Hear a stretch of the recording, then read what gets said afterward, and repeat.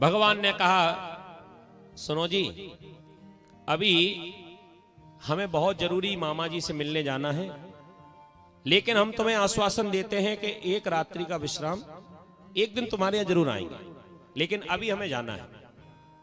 भगवान आगे बढ़ गए, जहां पर यज्ञ चल रहा था यज्ञशाला में पहुंच गए। बहुत बड़ा एक धनुष रखा हुआ था, और ये धनुष है कंस का। यज्ञ हो रहा था यज्ञशाला में, धनुष रखा हुआ था, बहुत सारे सैनिक खड़े हुए थे। इस धनुष को केवल कंस ही उठा सकता है और कोई नहीं। भगवान ने जाकर सैनिकों से पूछा, भैया इतना बड़ा धनुष किसका है? कह दिया हमारे महाराज कंस का। इतना बड़ा? कह दिया हाँ, और इस धनुष को केवल वो ही उठा सकते हैं, कोई और नहीं उठा सकता। भगवान हंसने लगे, हमने उठा के बता दिया तो? सैनिक हंसने लगे, तू बिलांद भरे को छोरा, तो इतने बड़े धनुष को उठा के दिखा देगा? कह दिया हाँ, हमें मौका दो। सैनिकों को लगा ये बालक उठा नहीं पाएगा, और भगवान ने जानबूझकर ऐसी बात कही कि इनको मौका मिल जाए। कह दिया हाँ बेटा, उठाकर बताना जरा, हम भी मान जाएंगे। भगवान को मिला मौका, भगवान गए भीतर यज्ञशाला में, और उस धनुष को देखते देखते उठा दिया, और जो प्रत्यंचा चढ़ाने लगे सो प्रत्यंचा चढ़ाते ही बीच में से टूट गया। बोली कृष्ण कन्हैया लाल की। भयंकर शब्द हुआ, सब सैनिक डर कर भागने लगे। जैसे ही धनुष टूटने की आवाज आई सो कंस भयभीत हो गया। कंस भयभीत क्यों हुआ? क्योंकि ये धनुष शिवजी ने कंस को प्रदान किया था, और साथ में भोले बाबा ने यह भी कहा था कि कंस, पहले तो इस धनुष को कोई तोड़ नहीं सकता, और जिसने धनुष को तोड़ दिया वो तुझे छोड़ नहीं सकता। तो आज धनुष टूट गया। पूछा किसने तोड़ा? कह दिया कृष्ण ने। अब तो बेचारा पसीना छोड़ गया। मैं मरूंगा, मैं बचूंगा नहीं।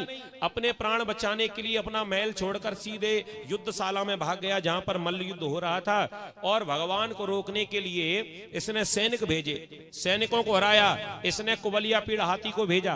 भगवान ने हाथी की सूंड पकड़ी, चारों ओर घुमाया, जो आकाश में फेंका, पृथ्वी पर गिरा। गिरते ही गोविंदाय नमो नमः, कुबलिया पीड़ हाथी का उद्धार किया। भगवान सीधे मल्लशाला में पहुंच गए। वहां पर क्या देखते हैं? बहुत ऊंचाई पर जाकर, जितना ये ऊंचा है ना, इतनी ऊंचाई पर जाकर और अपना आसन जमाकर दूर से मल्लशाला का आनंद ले रहा था, मल्ल युद्ध का आनंद ले रहा था। बड़े बड़े योद्धा हैं, सल तोसल मुष्टिक चाणूर, आपस में युद्ध हो रहा था, और भगवान सीधे मल्लशाला में ही पहुंच गए। वहां क्या देखा? जैसे ही कंस ने कृष्ण बलराम को आते देखा, सोई कंस भयभीत हो गया। भगवान का दर्शन सबने ने किया। जैसे मेला भरता है ना, मेले में दंगल होता है, पहलवान भी आते हैं, दर्शक भी आते हैं, तो वहां पर भी बहुत लोग थे। कंस ने देखा भगवान को, पहलवानों ने देखा, प्रजा ने देखा, नंद बाबा ने देखा, कुछ संत बैठे थे, संतों ने भी देखा। कितना सुंदर श्लोक आया। सुखदेव जी कहने लगे, राजन परीक्षित, भगवान अकेले हैं, और एक भगवान के कितने रूप दिखाई पड़ रहे हैं। मल्ला नाम असनिर्नाम नरवरः, स्त्रीनाम स्मरो मूर्तिमान, गोपानाम स्वजनो सता क्षितिभुजाम, शास्ता सुपित्रो शिशु। मल्ला नाम, जैसे पहलवानों ने देखा तो भगवान तो पहलवान ही दिखाई पड़ रहे हैं। कंस ने देखा, अब वही भगवान एक ही हैं। पहलवानों को पहलवान दिखाई पड़े, कंस को अपना काल दिखाई पड़ा कि साक्षात यमराज ही चले आ रहे हैं।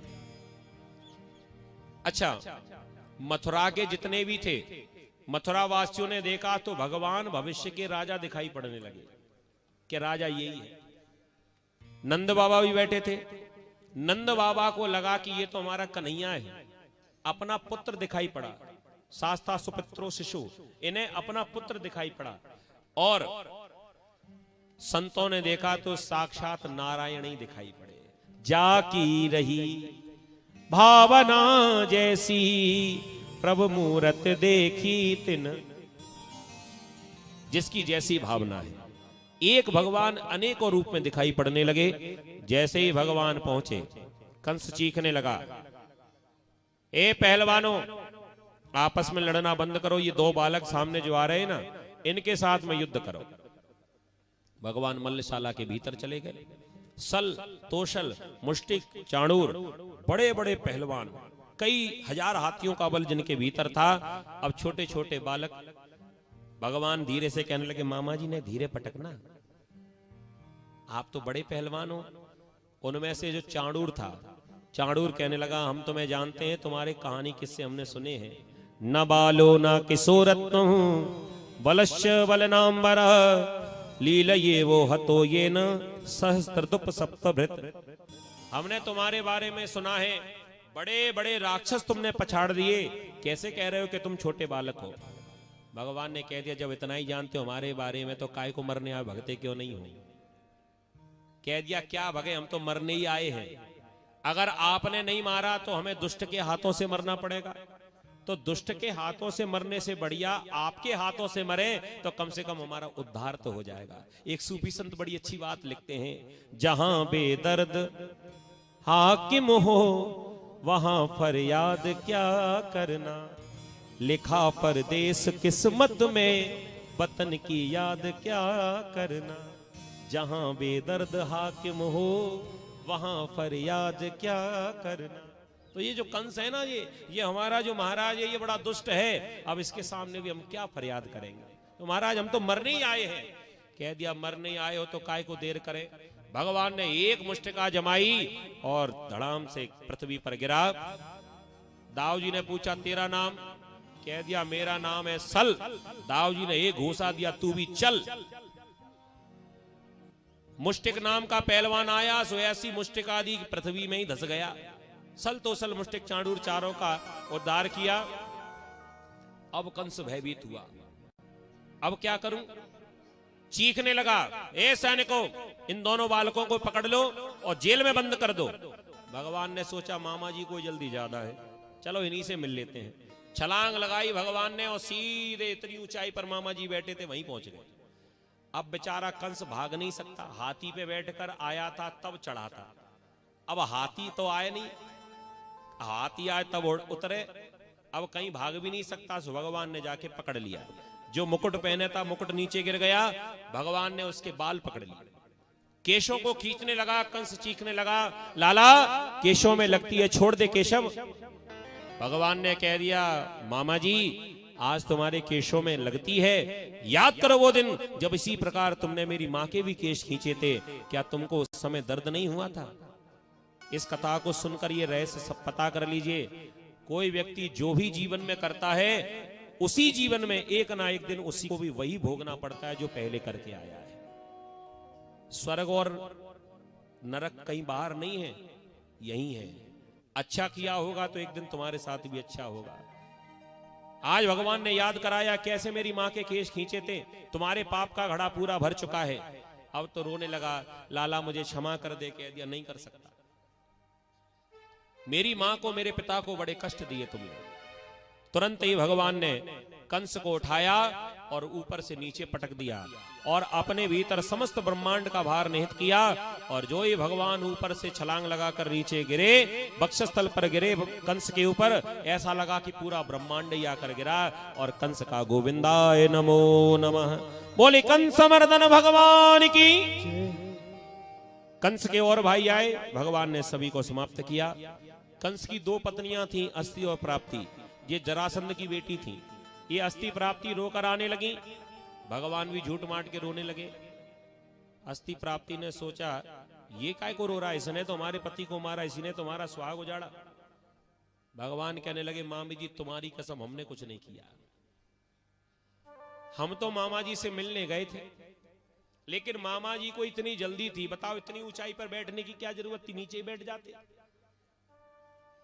जब हम मामा भांजे दोनों आपस में मिले तो पैर फिसल गया और नीचे गिर पड़े। वो तो अच्छा रहा कि मामा जी नीचे गिरे, हम ऊपर गिरे, नहीं तो जो मामा जी का हाल होता वो हमारा भी हो सकता था। अस्ति प्राप्ति कहने लगी, हमें मालूम है जानबूझकर तुमने हमारे सुहाग को उजाड़ा है, हम अपने पिता जरासंध से तुम्हारी शिकायत करेंगी, तुम्हें हम यहाँ चैन से रहने नहीं देंगे। अस्ति प्राप्ति तो चली गई, वहां से मथुरा से सीधे मगध देश पहुंची, अपने पिता को शिकायत कर दी। इस बीच में भगवान ने सबसे पहले जाकर कारागृह में अपने नाना उग्रसेन को मुक्त कराया, राजगद्दी पर बिठाया। अपनी मैया देवकी से जाकर मिले। मैया देवकी ने कृष्ण बलराम दोनों भाइयों को अपने हृदय से लगा लिया। वसुदेव जी महाराज को प्रणाम किया। अपने पुत्रों को प्राप्त करके माता पिता दोनों बड़े हर्षित हो रहे हैं। इधर नंद बाबा को पता चला कि कृष्ण हमारा पुत्र नहीं है। नंद बाबा को कष्ट होने लगा। आज इतने दिनों के बाद पता चला, जब भगवान ने कंस को मारा तब भगवान की आयु कितनी थी? 11 वर्ष 56 दिन की। इतने दिनों के बाद भगवान को नंद बाबा को पता चला कि कृष्ण मेरा पुत्र नहीं है। नंद बाबा वहीं से दुखी होकर वापस ब्रज की ओर लौट गए। ब्रजवासी लौट गए। ग्वालवाल खड़े थे। ग्वालवाल कहने लगे, लाला हमें पता चला है कि तू अब हमारे संग वृंदावन में नहीं रहेगा। भगवान ने कह दिया, क्यों नहीं रहूंगा? कह दिया, सब कह रहे हैं कि तुम तो वसुदेव और देवकी के पुत्र हो। भगवान ने कह दिया, तो पुत्र हो गया तो क्या हो गया, लेकिन रहूंगा तो फिर भी तुम्हारे साथ। तो फिर अब हम कब चलेंगे? भगवान ने सबको बहला दिया कि तुम चलो, पीछे पीछे मैं भी आता हूं। ग्वालवाल कहने लगे, जल्दी आ जाइयो। कह दिया, तुम पहुंच नहीं पाओगे, तब तक मैं आ जाऊंगा। और सुनो, जब तक मैं ना आऊं तब तक मेरी मैया का और मेरी गैया का ध्यान तुम्हें रखना पड़ेगा। मैं जल्दी लौट कर आऊंगा। ऐसा बहला दिया। सब ग्वालवाल मित्र मंडली जो थी वापस लौट गए।